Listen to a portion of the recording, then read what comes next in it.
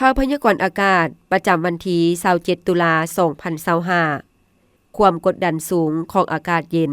ยังสืบต่อปกคลุมอยู่ทั่วทุกภาคของประเทศลาวด้วยกำลังอ่อนหาปานกลางสมทบกับกระแสลมตะวันออกเฉียงใต้พัดปกคลุมซึ่งเฮ็ดให้อากาศเย็นหาหนาวเย็นและยังจะมีฝนตกฟ้าห้องฟ้าเลื่อมในระดับคอยหาปานกลางพอมีลมพัดแรงอยู่บางท้องถิ่นแขวงภาคกลางและภาคใต้พยากรณ์อากาศแต่เวลา 7 โมงของวันที่27ตุลา2025หาเวลา 7 โมงของวันที่28ตุลา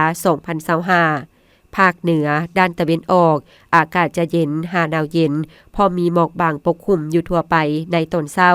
อุณหภูมิในระหว่าง14-20องศาภาคเหนือด้านตะวันตกอากาศเย็นพอมีหมอกบางปกคลุมอยู่ทั่วไปในตอนเช้าและยังจะมีฝนตกในระดับคอยอยู่บางท้องถิ่นหรือเนื้อที่การปกคลุมของฝนเท่ากับ15ส่วนห้อยของภาคอุณหภูมิในระหว่าง17-29องศา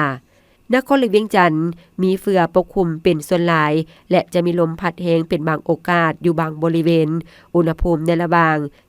22-29องศา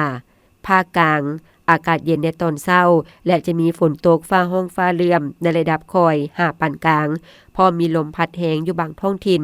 หรือเนื้อที่การปกคลุมของฝนเท่ากับ40ส่วนห้อยของภาคอุณหภูมิในระหว่าง16-30องศาแขวงไซสมบุญอากาศเย็นหาหนาวเย็นและจะมีลมพัดแรงเป็นบางโอกาสอุณหภูมิในระหว่าง13-29องศาภาคใต้ยังจะมีฝนตกฟ้าห้องฟ้าเลื่อมในระดับคอยหาปานกลางพอมีลมพัดแรงอยู่บางท้องถิ่น